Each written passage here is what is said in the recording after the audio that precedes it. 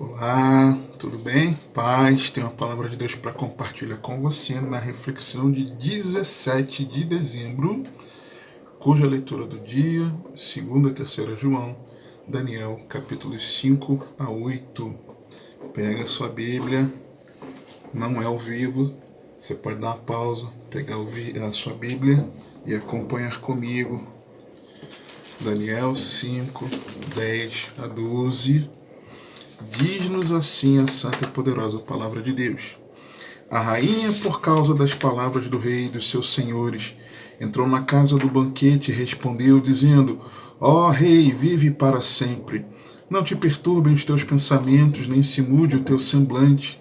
Há no teu reino um homem no qual há o Espírito dos deuses santos, e nos dias de teu pai se achou nele luz, em inteligência e sabedoria, como a sabedoria dos deuses, e teu pai, o rei Nabucodonosor, sim, teu pai, o rei, o constituiu mestre dos magos, dos astrólogos, dos caldeus e dos adivinhadores, porquanto se achou neste Daniel um espírito excelente e conhecimento, entendimento, interpretando sonhos, explicando enigmas e resolvendo dúvidas, ao qual o rei pôs o nome de Beltesazar.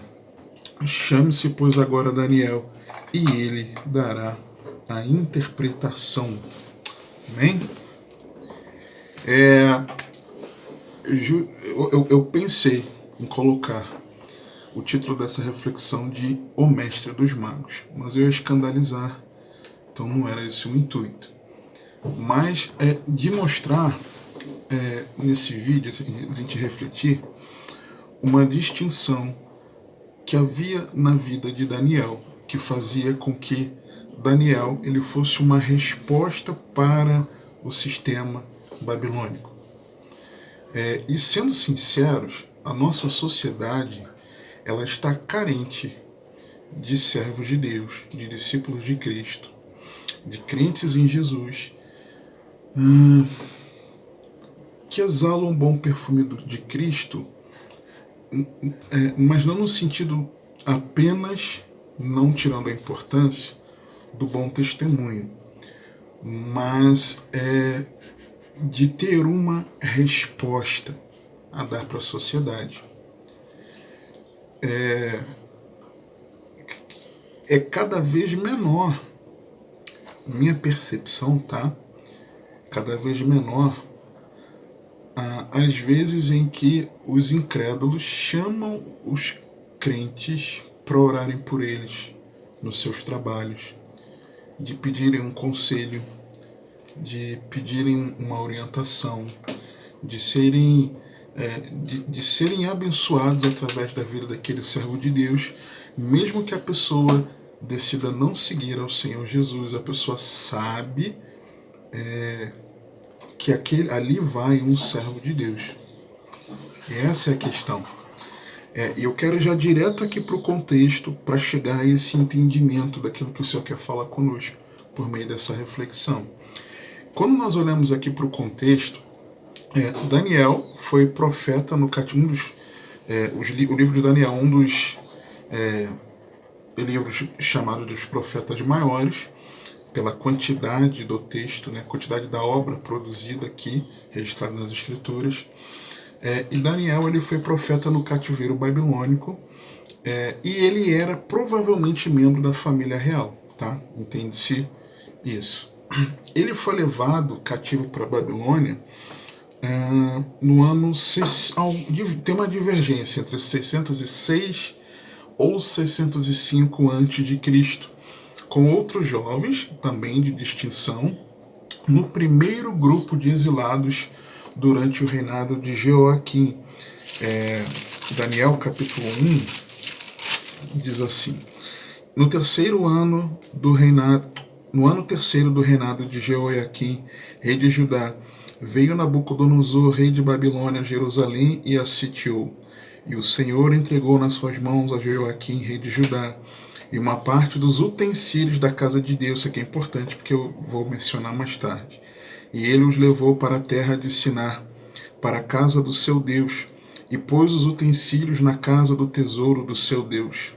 E disse o rei a Aspenaz: chefe dos seus eunucos, que trouxesse alguns dos filhos de Israel e da linhagem real e dos príncipes, jovens em quem não houvesse defeito algum, de boa aparência, instruídos em toda a sabedoria, e doutos em ciência, entendidos no conhecimento, e que tivessem habilidade para assistirem no palácio do rei, e que lhes ensinassem as letras e as línguas dos caldeus. E o rei lhes determinou a porção diária das iguarias do rei e do vinho que ele bebia, e que assim fossem mantidos por 3 anos, para que no fim destes pudessem estar diante do rei. E entre eles se achavam dos filhos de Judá, Daniel, Ananias, Misael e Azarias. Ok? Então, pelo que está relatado aqui, se mandou chamar da linhagem real dos príncipes. Provavelmente Daniel era da linhagem real. Ok?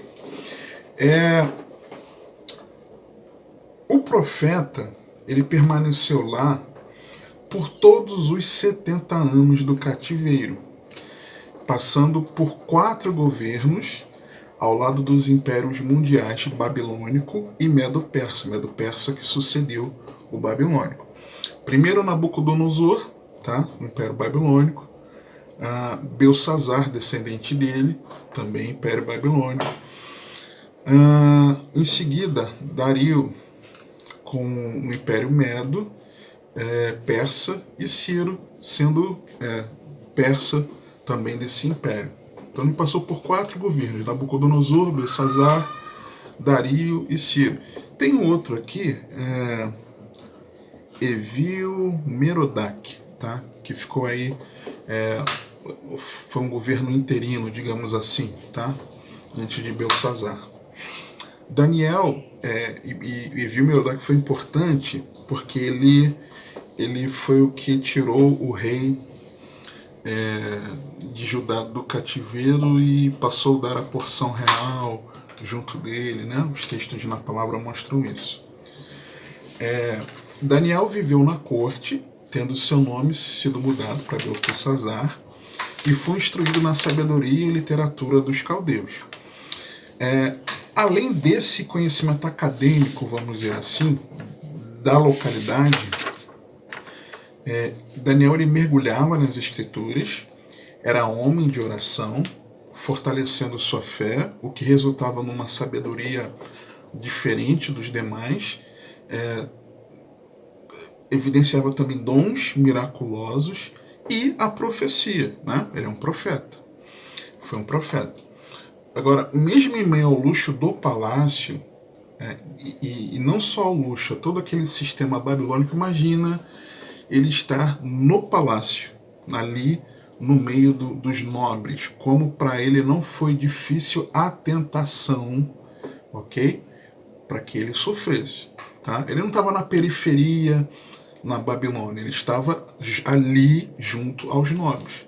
Então vamos dizer assim, no coração daquilo que seria a contaminação, tá? O ambiente contaminante, digamos assim, tá? Só que mesmo em meio a esse ambiente, ele era firme na fé dos seus antepassados, ele era sóbrio, estudioso, piedoso, de caráter honrado, sem mácula na sua biografia, a ponto da sua vida, que era uma vida que glorificava a Deus, ecoar nos escritos do seu contemporâneo Ezequiel, sendo estabelecido pelo próprio Senhor como referência em seu tempo. Ou seja, através de escritos em Ezequiel, Deus deu testemunho da vida de Daniel, na sua santidade, comparando ele a Noé e Jó. Ezequiel 14, vou ler só do 12 a 14, mas depois tem uma referência no versículo 20 também. Diz assim: veio ainda a minha palavra do Senhor dizendo, ou seja, foi Deus que disse através de Ezequiel: filho do homem, quando uma terra pecar contra mim, se rebelando gravemente, então estenderei a minha mão contra ela e lhe quebrarei o sustento do pão, e enviarei contra ela fome, e cortarei dela homens e animais, ainda que estivessem no meio dela estes 3 homens, Noé, Daniel e Jó. Eles, pela sua justiça, livrariam apenas as suas almas, diz o Senhor Deus, pela sua justiça, pela sua vida que glorificava a Deus, por andarem longe do pecado.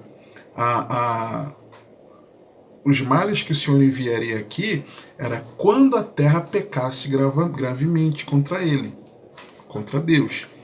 Então, quando Deus fala desses três, eram três que procuravam andar longe do pecado. Noé, você lembra da história? Só ele e a família foram preservados, o restante não. Por quê? Porque Noé andava em retidão diante de Deus. Jó, a mesma coisa. Jó, ele sofreu o que ele sofreu pelas mãos de Satanás com a permissão e os limites estabelecidos por Deus, mas ele não pecou por isso também. E Daniel, a mesma coisa. Então Deus deu testemunho da santidade de Daniel, ok? O próprio Deus. Ezequiel diz: veio ainda a mim a palavra do Senhor dizendo, foi Deus que falou. Ou seja, quando Deus fala isso, Ezequiel sabia, porque Ezequiel estava lá na Babilônia, tá? Em parte do cativeiro. Ele com certeza ele ouvia, era testemunhado na época, no cotidiano, a vida de Daniel, tá? Mas Deus deixou registrado isso nas Escrituras. Mas também da sabedoria de Daniel. Daniel era referência em santidade, mas também em sabedoria. Ezequiel 28, 1-3, num texto que a partir dos outros versículos tem um indicativo que nos remete sim ao maligno, tá? Mas aqui inicialmente, num contexto histórico imediato, se referia ao príncipe de Tiro. Diz assim: e veio a mim a palavra do Senhor dizendo, filho do homem, diz ao príncipe de Tiro, assim diz o Senhor Deus, porquanto teu coração se elevou e disseste, eu sou Deus, sobre a cadeira de Deus me assento no meio dos mares, e não passas de homem e não és Deus, ainda que estimas o teu coração como se for o coração de Deus, eis que tu és mais sábio que Daniel, e não há segredo algum que se possa esconder de ti. Então, quando Deus usou essa referência de Daniel, era porque Daniel era referência de sabedoria também, tá? Então, palavras do próprio Deus. Por interpretar dois aí notáveis, reconhecidos sonhos de Nabucodonosor, ele foi elevado ao cargo de governador ou presidente dos sábios da Babilônia. No final do reinado do rei Belsazar, ele interpretou a escrita na parede e profetizou a morte desse rei e a mudança de dinastia, que é o contexto aqui dos versículos 10-12 do capítulo 5, tá? Ele continuou em grande conceito durante o governo de Dario, quando foi feito primeiro entre os três ministros principais, quando ali, por inveja e ciúme, tentaram arruiná-lo usando de artimanha em relação à sua devoção a Deus, o que culminou nele ser lançado na cova dos leões, sendo livre pelo Senhor poderosamente, que mandou um anjo para fechar a boca dos leões. Parênteses, a lei era para toda a população, mas eles queriam pegar o servo de Deus, ok? Fique esperto em algumas coisas aí no futuro, tá? Em breve. Fecha parênteses. No reinado de Ciro, quando estudava o livro do profeta Jeremias, lembra lá de Jeremias 29, Jeremias 29, quero ler um versículo específico, a partir do 10.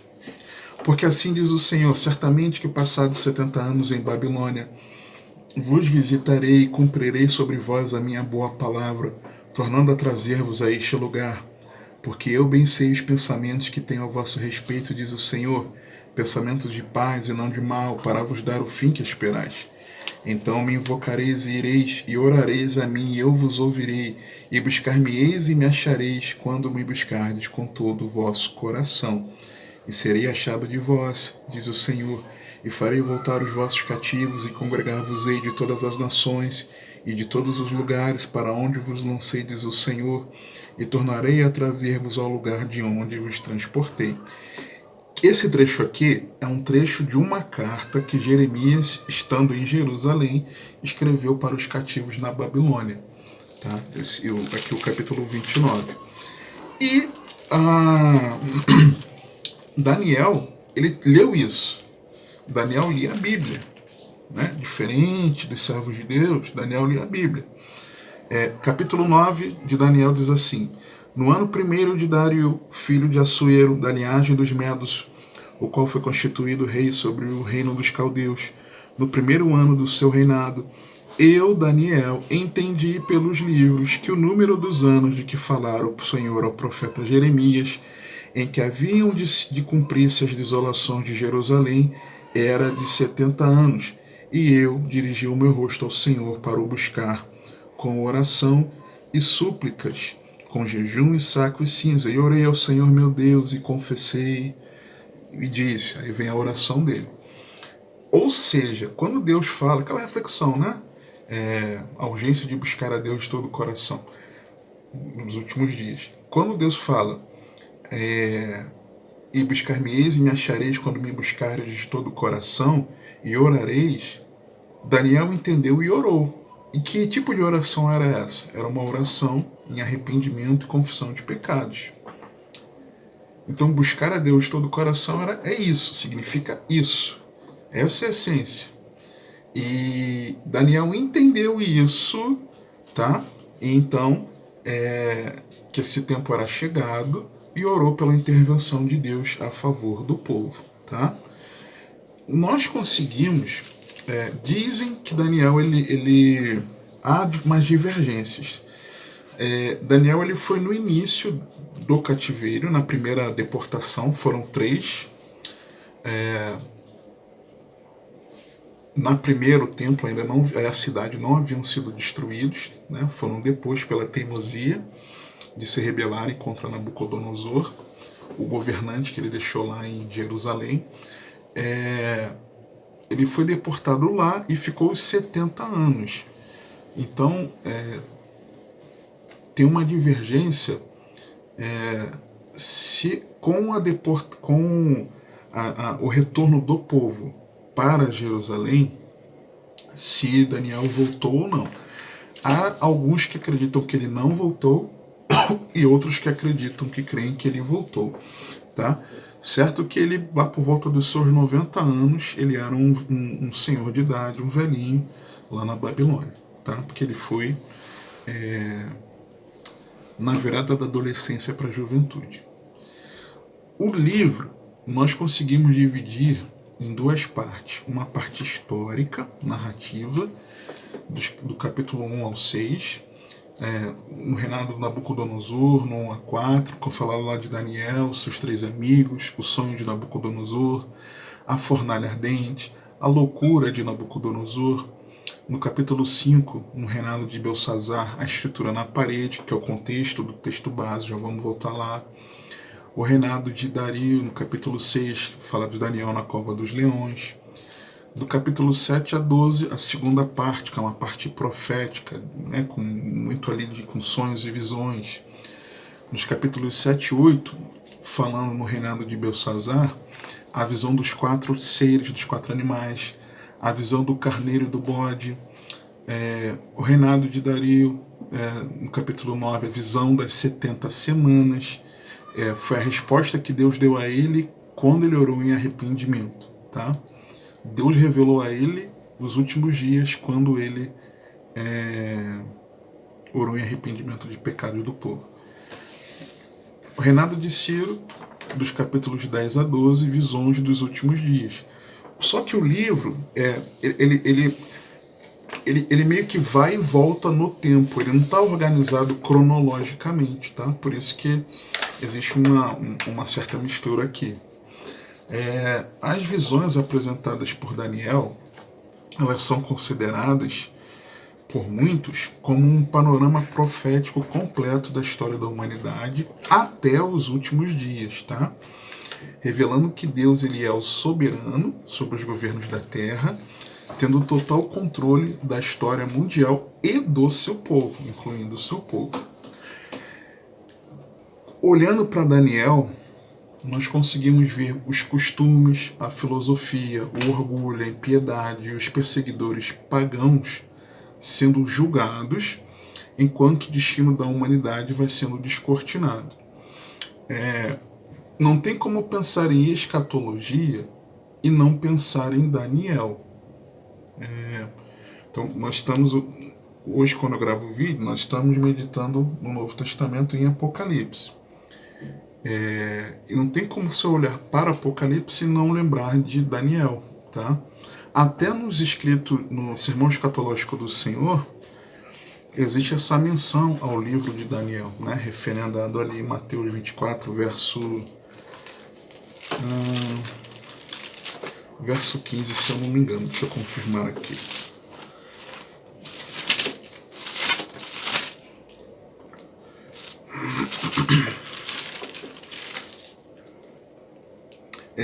Quando, pois, virdes que a abominação da desolação de que falou o profeta Daniel está no lugar santo, quem lhe entenda, ou seja, Jesus falou, mas quando Mateus escreveu, ele escreveu quem lhe entenda. Então ele escreveu focado no leitor. Como um leitor de um registro de um escrito bíblico, certamente ele se reportaria ao escrito bíblico de Daniel. Então, o livro de Daniel está intimamente ligado a Apocalipse, trazendo assuntos proféticos que são muito importantes para a igreja. A apostasia do povo de Deus, a revelação do homem do pecado, o anticristo, a grande tribulação, a volta de Cristo, a ressurreição dos mortos, a questão do milênio. Não vou entrar aqui em interpretação do milênio, tá? Mas sobre a questão do milênio. E o juízo final. Tudo isso a gente encontra aqui em Daniel. E além do livro de Daniel ser muito conhecido por suas profecias escatológicas, o Espírito Santo nos deixou algumas preciosas lições para a vida prática cristã, tá?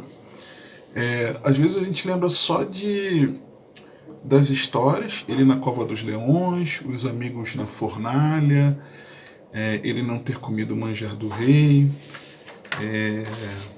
coisas isoladas, sabe? As 70 semanas, as profecias lá dos últimos dias, a oração quando ele se lembra dos 70 anos, mas nós não ligamos algumas coisas que são práticas para a vida cristã também. Nós aprendemos no livro de Daniel que Deus nos mede, julga ou recompensa segundo a nossa conduta, e que cada um prestará contas a Ele por isso. O exemplo aqui do contexto do capítulo 5. Aprendemos que a vida piedosa, ela requer uma demonstração da fé em tempos de adversidade e necessidade, bem como em tempos de prosperidade e paz. O exemplo dos amigos, né? na fornalha. Aprendemos também a rejeitar, a abrir mão das convicções espirituais, recusando seguir a multidão para fazer o mal, mas vivendo de uma maneira que nenhuma acusação, exceto comprometimento com a fé, possa ser encontrado em você. A questão dele aqui na cova dos leões, né? Ele foi acusado por sua devoção a Deus. Aprendemos também a continuar praticando a justiça, mesmo quando essa não é socialmente aceita ou quando é politicamente proibida, e aí mantendo a consciência limpa, levando uma vida inculpável. Daniel, ele afirma isso, né, que Deus, quando o rei vai falar com ele, né, antes dele sair da cova, que Deus não encontrou nele culpa, né? Então a postura ali dele. Aprendemos que uma pessoa devotada a Deus afirma que o Senhor é soberano e procura glorificar o nome dele. Todo momento que Daniel ia interpretar os sonhos, por exemplo, ele sempre entregava a Deus toda a glória, tá? Reconhecendo e louvando abertamente a Deus pela soberania divina sobre todas as situações, mesmo naquelas adversas, confiando que Deus ele nos capacita, né, em meio à adversidade. Aprendemos que quem tem uma vida com Deus também intercede ao Senhor, intercedendo com os pecados daqueles em favor de quem ora. Daniel 9 é esse exemplo, né? Ele ora os nossos pecados, perdoa-nos, porque pecamos, ok? E ele fez isso, fundamentando todas as petições num desejo de exaltar a Deus, porque ele fala assim: porque eu não oro fiado nas nossas justiças, mas nas tuas misericórdias, entendeu? Então tudo isso nós aprendemos. Aprendemos também que ele, Daniel e os seus amigos, eles são exemplo para um testemunho fiel sob ameaças de tortura e morte, confiando em Deus, para nos dar as palavras sábias e apropriadas para testemunharmos de Deus, voltando o coração rapidamente para buscar o socorro no Senhor, estando dispostos a sofrer a morte em vez de negar a fé no Senhor. É o exemplo que nós encontramos em Daniel e nos seus amigos, tá? E isso é algo que está aí diante de nós muito em breve, onde seremos odiados de todas as nações. Então tem muitas lições que nós podemos extrair daqui de Daniel. E por que uma resposta para o mundo? Depois de sucessivos governos, Daniel ele continuou em grande consideração, em grande estima, e ele era ainda célebre por sua sabedoria e por conta da sua vida com Deus. Anteriormente, Daniel já havia sido chamado de mestre dos magos por Nabucodonosor. Veja só comigo no capítulo 4, versos 4 a 9. A partir do 1, né? Nabucodonosor, rei, a todos os povos, nações e línguas que moram em toda a terra, paz vos seja multiplicada. Pareceu-me bem fazer conhecidos os sinais e maravilhas que Deus, o Altíssimo, tem feito para comigo.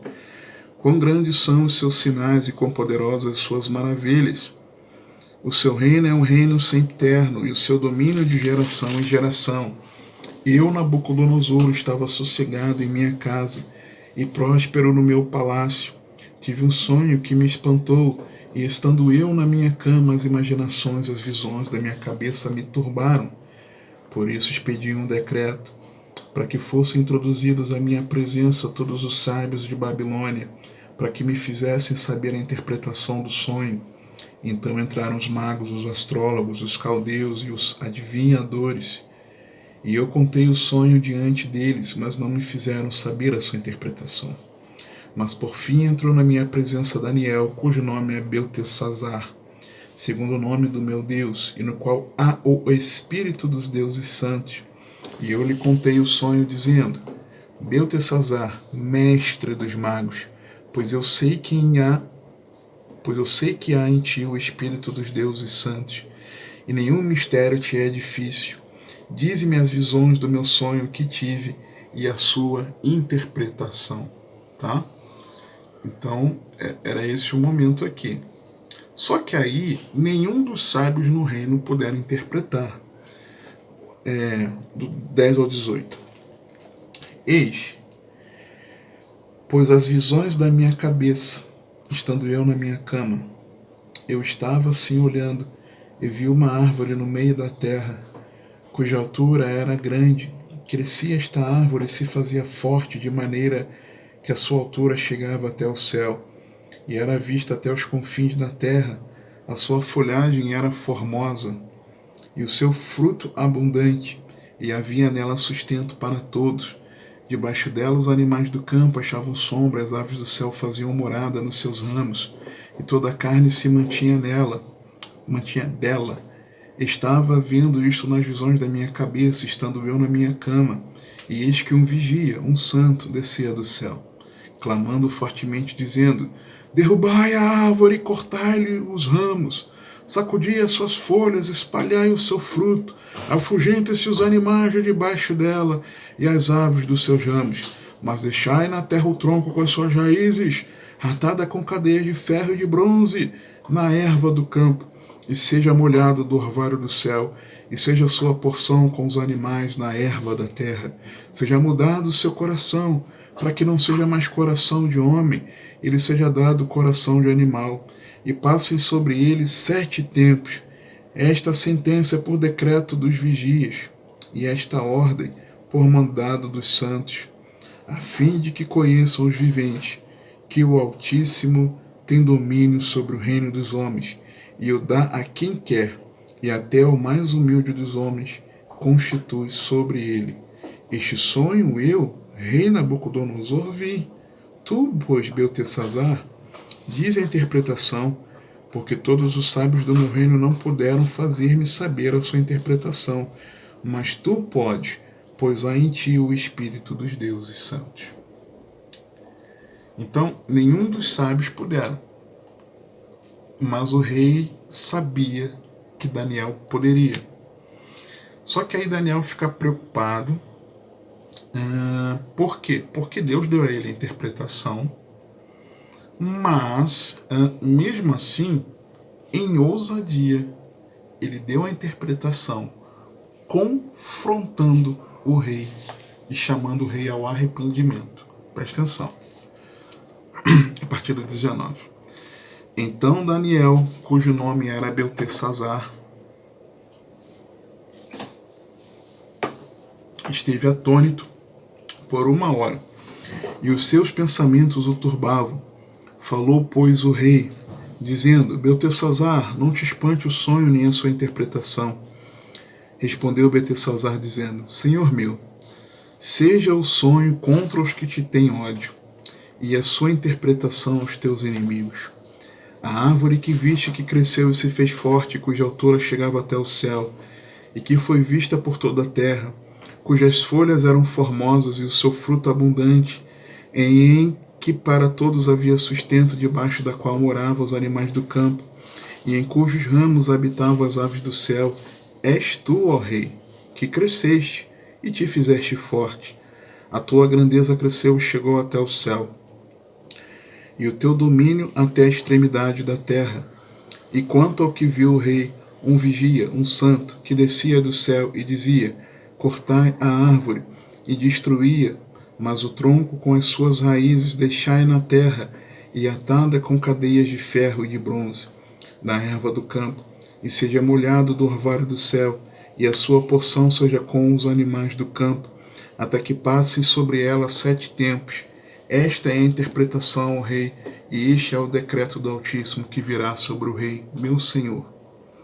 Serás tirado dentre os homens, e a tua morada será com os animais do campo, e te farão comer erva como os bois, comer capim, e serás molhado do orvalho do céu, e passar-se-ão 7 tempos por cima de ti, até que conheças que o Altíssimo tem domínio sobre o reino dos homens, e o dá a quem quer.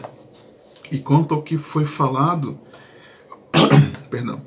que deixassem o tronco com as raízes da árvore, o teu reino voltará para ti, depois que tiveres conhecido que o céu reina. E isso tem tudo a ver com a atualidade do mundo. Portanto, ó rei, aceita o meu conselho e põe fim aos teus pecados, praticando a justiça e as tuas iniquidades, usando de misericórdia com os pobres, pois talvez se prolongue a tua tranquilidade. Então, Daniel, ele foi uma resposta para o rei da Babilônia, dando a interpretação daquele sonho, e chama o rei. Não foi qualquer um, não. Não foi o servo lá longe, não. Foi o rei. Ele chama o rei ao arrependimento de pecados. Você está entendendo? ele dá a interpretação, mas chama o rei ao arrependimento. O que acontece? Continua no versículo 28, o seguinte: todas estas coisas vieram sobre o rei Nabucodonosor. Se Deus falou, é claro que ia acontecer, é óbvio. Ao fim de 12 meses, quando passeava no palácio real de Babilônia, ou seja, um ano depois, falou o rei dizendo: não é esta grande Babilônia que eu edifiquei para a casa real, com a força do meu poder e para a glória da minha magnificência. Ainda estava a palavra na boca do rei, ou seja, ele estava falando ainda, quando caiu uma voz do céu: a ti se diz, ó rei Nabucodonosor, passou de ti o reino, e serás tirado dentre os homens, e a tua morada será com os animais do campo. Far-te-ão comer erva como os bois, e passar-se-ão 7 tempos sobre ti, até que conheças que o Altíssimo domina sobre o reino dos homens, e o dá a quem quer. Na mesma hora se cumpriu a palavra sobre Nabucodonosor, e foi tirado dentre os homens, e comia a erva com os bois, comendo capim. E o seu corpo foi molhado do orvalho do céu, até que ele cresceu pelo, como as penas de águia, e as suas unhas como as das aves. Mas ao fim daqueles dias eu, Nabucodonosor, levantei os meus olhos ao céu, e tornou-me a vir o entendimento, e eu bendisse o Altíssimo, e louvei e glorifiquei ao que vive para sempre, cujo domínio é um domínio sempre eterno, e cujo reino é de geração em geração. E todos os moradores da terra são reputados em nada, e segundo a sua vontade ele opera com o exército do céu, e os moradores da terra não há quem possa estorvar a sua mão e lhe diga: que fazes? No mesmo tempo tornou a mim o meu entendimento, e para a dignidade do meu reino tornou-me a vir a minha majestade e o meu resplendor. E buscaram-me os meus conselheiros, os meus senhores, e fui restabelecido no meu reino, e a minha glória foi aumentada. Agora, pois, eu, Nabucodonosor, louvo, exalço e glorifico ao Rei do céu, porque todas as suas obras são verdade, e os seus caminhos juízo, e pode humilhar aos que andam na soberba. Ou seja, o pecado dele é porque ele não reconhecia que Deus era o rei.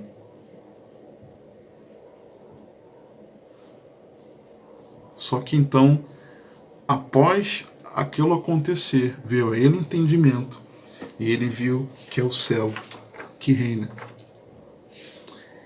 Até que ele aceitasse o reino de Deus sobre ele.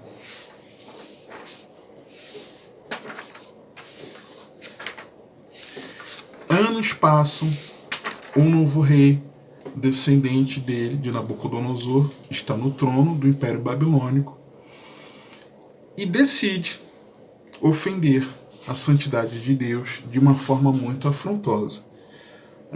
Dos versículos 1 a 9, tá? Do 1 a 9, diz assim: o rei Belsazar deu um grande banquete a 1000 dos seus senhores e bebeu vinho na presença dos 1000. Havendo Belsazar provado o vinho, mandou trazer os vasos de ouro e de prata que Nabucodonosor, seu pai, tinha tirado do templo que estava em Jerusalém, para que bebessem neles o rei, os seus príncipes, as suas mulheres e concubinas. Lembra lá do capítulo 1 que eu falei? Então trouxeram os vasos de ouro que foram tirados do templo da casa de Deus, que estavam em Jerusalém, e beberam neles o rei, no caso Belsazar, os seus príncipes, as suas mulheres e as suas concubinas. Beberam vinho e deram louvores aos deuses de ouro, de prata, de bronze, de ferro, de madeira e de pedra. Na mesma hora apareceram os dedos de mão de homem e escreveram defronte do castiçal na caiadura da parede do palácio real. E o rei via parte da mão que estava escrevendo. Mudou-se então o semblante do rei, e os seus pensamentos o turbaram. As juntas dos seus lombos se relaxaram, e os seus joelhos batiam um no outro. Ele ficou apavorado.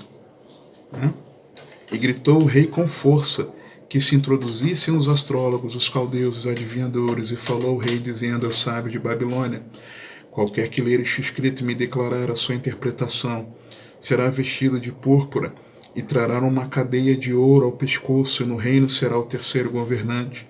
Então entraram todos os sábios do rei, mas não puderam ler o escrito nem fazer saber ao rei a sua interpretação. Então o rei Belsazar perturbou-se muito e mudou-se-lhe o semblante, e os seus senhores estavam sobressaltados. E aí vem os versos iniciais.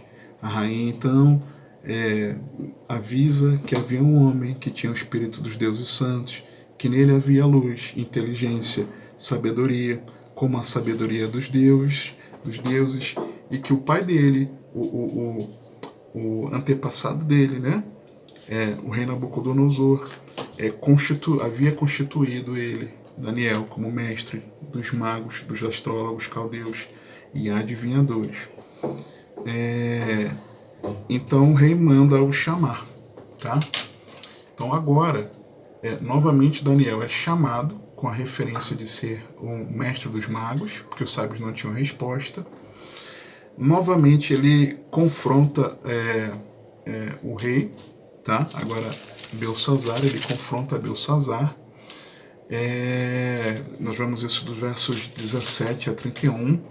Ele fala assim no 22, e tu, Belsazar, que és seu filho, não humilhaste o teu coração, ainda que soubeste de tudo isto. Aí depois no 23 ele diz assim, mas a Deus em cuja mão está a tua vida e de quem são todos os teus caminhos, a ele não glorificaste. Né? Então, e fala que o reino vai ser dividido e que ia passar a outro. Versículo 30 diz que naquela noite ele foi morto, e no 31 diz que Dario o Medo ocupou o reino. Tá? O termo aqui para magos é o termo charton, que significa aquele que grava, escritor. E tem a mesma raiz de um termo que significa entalhar, ou uma ferramenta de entalhe, um estilete, um cinzel, um buril. E no contexto da época, era aplicado ao que escrevia somente com sentido derivado de uma pessoa possuidora de conhecimento oculto. Ou seja, o mago ali tinha o sentido de ser aquele que registrava revelações do que era desconhecido pelos demais, tá? Em Daniel, o que havia nele? Luz. Em Daniel havia luz, nós vemos isso no verso 11, na parte B.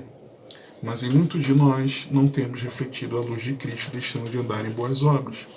Em Daniel havia entendimento, mas muitos de nós agimos sem entendimento, sem estratégia, sem planejamento, sem buscar conhecimento das coisas. Em Daniel havia discernimento espiritual, sabedoria como a dos deuses, o discernimento espiritual. Mas muitos de nós agimos sem sabedoria do alto, sem discernimento, sem inteligência espiritual, sem a orientação do Senhor. A sociedade está procurando respostas, e a única resposta verdadeira precisa estar naquilo que a igreja sabe, é Jesus Cristo. O reino de Deus é chegado, arrependei-vos e crede no Evangelho. Mas não há luz, não há entendimento e não há sabedoria do alto. Então, como levar essa resposta para o mundo? Eu vejo no versículo 11 e no 14, porque nele havia o Espírito de Deus. Nós levaremos a resposta ao mundo quando nós formos cheios do Espírito Santo. O Espírito estava sobre Daniel, e o Espírito Santo ele é sobre aquele que o busca. Nós precisamos buscar o Espírito Santo. É isso que nós precisamos. Sobre José, lembra de José do Egito? José do Egito também foi chamado para interpretar o sonho lá do rei, o sonho de Faraó, porque os magos ali, os sábios, não estavam sabendo qual era o sonho da interpretação. E quando chamam a José, e José dá a interpretação, Deus revela a ele, Olha o que Faraó diz. Gênesis 41, 38, 39. E disse Faraó a seus servos: acharíamos um homem como este em quem haja o Espírito de Deus? Depois disse Faraó a José: pois que Deus te fez saber tudo isto, ninguém há tão entendido e sábio como tu. Você está entendendo?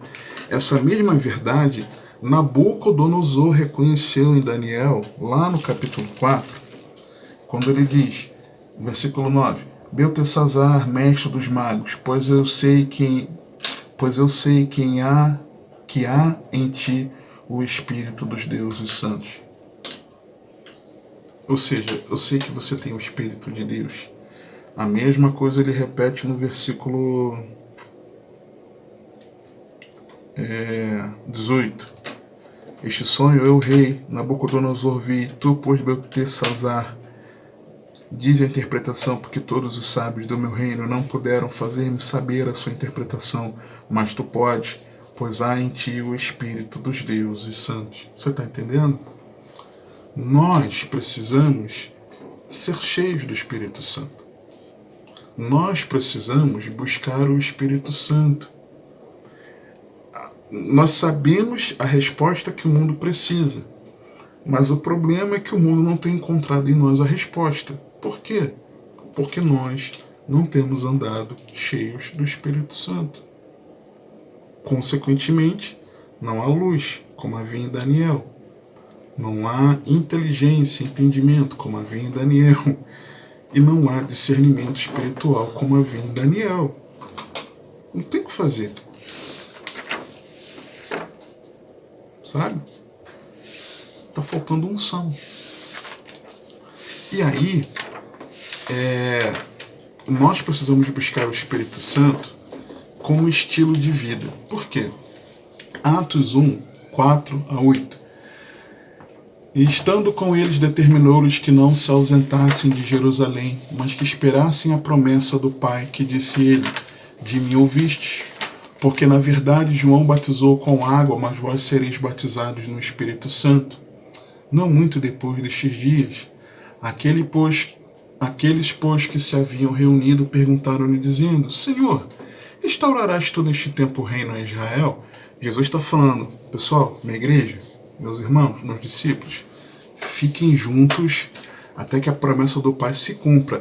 Lembra, é aquela promessa que eu falei com vocês, que eu vou enviar o Espírito Santo, tá lembrado? Então, é a promessa do Pai que está lá registrado nas Escrituras, que vocês leram lá na Bíblia. Inclusive, eu dei um estudo a respeito disso, da descida do Espírito Santo para vocês na escola bíblica, tá lembrado? Então, é disso, a promessa que eu falei, do meu Pai, que eu falei com vocês. E vocês estão querendo saber a respeito das questões do governo terreno? Vocês estão preocupados das questões do porvir, das inquietações? Vocês estão falando isso porque vocês estão preocupados que o Israel não está sendo governado por um rei israelita, mas está sob o domínio do Império Romano? É esse o problema? Eu estou falando com vocês de Deus habitando em vocês. Vocês estão preocupados com as coisas aqui da terra? Não compete a vocês, não interessa a vocês saber o momento em que o meu Pai vai fazer isso acontecer, tá? Mas recebereis a virtude do Espírito Santo, o poder do Espírito Santo, que há de vir sobre vós, e ser-me-eis testemunhas, tanto em Jerusalém como em toda a Judéia e Samaria, e até os confins da terra. Nós precisamos ter a busca pelo Espírito Santo de Deus como um estilo de vida. O problema é que os crentes querem ficar preocupados em estarem super atualizados com as informações do cotidiano, as notícias de geopolítica, economia, de esportes, de cultura, de mídia, e de artista, e de tecnologia, e disso, daquilo outro, mas não consegue reservar um tempo na sua vida para buscar o Espírito Santo.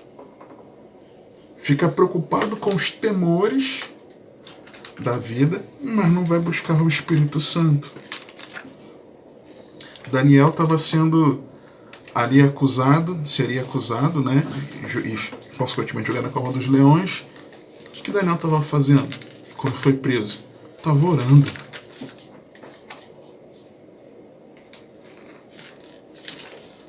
Nós precisamos buscar o Espírito Santo como estilo de vida, seja no particular. Lucas 11, 5-13. Disse-lhes também: qual de vós terá um amigo, se for procurá-lo à meia-noite, e lhe disser: amigo, empresta-me 3 pães. Venha cansado, hein? Pois que um amigo meu chegou à minha casa, vindo de caminho, e não tenho que apresentar-lhe. Se ele respondendo de dentro disser: não me importunes, já está a porta fechada, e os meus filhos estão comigo na cama, não posso levantar-me para te dar. Digo-vos que ainda que não se levante a dar-lhes, por ser seu amigo, levantar-se-á todavia por causa da sua importunação, e lhe dará tudo o que houver mister, tudo o que for necessário. E eu vos digo a vós: pedi e dar-se-vos-á, buscai e achareis, batei e abrir-se-vos-á, porque qualquer que pede, recebe, e quem busca, acha, e a quem bate, abrir-se-lhe-á. Presta atenção nisso, servo de Deus. Porque qualquer que é um indivíduo, e quem busca, indivíduo, e a quem bate, indivíduo. O indivíduo que pede, o indivíduo que busca, o indivíduo que bate. Pedir, buscar, bater, individualmente. E qual pai de entre vós que, se o filho lhe pedir pão, lhe dará uma pedra? Ou também, se lhe pedir peixe, lhe dará por peixe uma serpente? Ou também, se lhe pedir um ovo, lhe dará um escorpião? No meu contexto, como filho, provavelmente eu pediria farofa, né? Mas são parênteses aqui. Pois se vós, sendo maus, sabeis dar boas dádivas aos vossos filhos, quanto mais dará o Pai Celestial o Espírito Santo àqueles que lhe pedirem. Individualmente. Aquele que pede, quem busca, quem bate. Indivíduo. Pegou? Então você individualmente precisa ter um estilo de vida de que não ficar preocupado com as coisas aqui da terra, do governo terreno, porque lembra lá Daniel? É o céu que reina, é o rei do céu. Quem é o rei? Ok? O reino de Deus é chegado. E ele chegou numa manifestação interior, e na consumação de todas as coisas, ele virá terreno, fisicamente. Mas também em comunidade. Individualmente, mas também em comunidade. Efésios 5, 18 a 21. E não vos embriagueis com vinho, em que há contenda, mas enchei-vos do Espírito Santo, falando entre vós, ou seja, em comunidade, em igreja, como igreja reunida, em salmos, em hinos e cânticos espirituais, cantando e salmodiando ao Senhor no vosso coração, dando sempre graças por tudo a nosso Deus e Pai, em nome de nosso Senhor Jesus Cristo, sujeitando-vos uns aos outros no temor de Deus. E como é que nós nos enchemos do Espírito Santo na coletividade? É falando entre nós em salmos, hinos, cânticos espirituais, cantando e salmodiando ao Senhor no coração, em sujeição uns aos outros, com o coração grato. Eu não sei se já aconteceu com você, comigo já. Tá lá o pregador compartilhando a mensagem e as palavras que ecoavam, saíam dos lábios do pregador, ecoavam no meu coração, e naquela hora eu era cheio do Espírito Santo. Isso já aconteceu comigo várias vezes. Ou então, na hora do louvor, as palavras saíam dos lábios lá do irmão, ou o instrumento sendo tangido, e aquele som, quando chegava aos meus ouvidos, aquilo me fazia estremecer e eu era cheio do Espírito Santo. Ou irmãos orando. Nós precisamos buscarmos o Espírito Santo, sermos cheios do Espírito Santo como estilo de vida, seja individualmente, seja em comunidade, para que nós, assim como em Daniel, haja luz, inteligência e sabedoria do alto. Versículo 14 de Daniel 5, o texto diz: tenho ouvido dizer a teu respeito que o Espírito dos deuses está em ti, que o Espírito Santo está em você, e que em ti se acham a luz e o entendimento e a excelente sabedoria. Mas aí eu nos pergunto, o que as pessoas têm ouvido dizer sobre nós?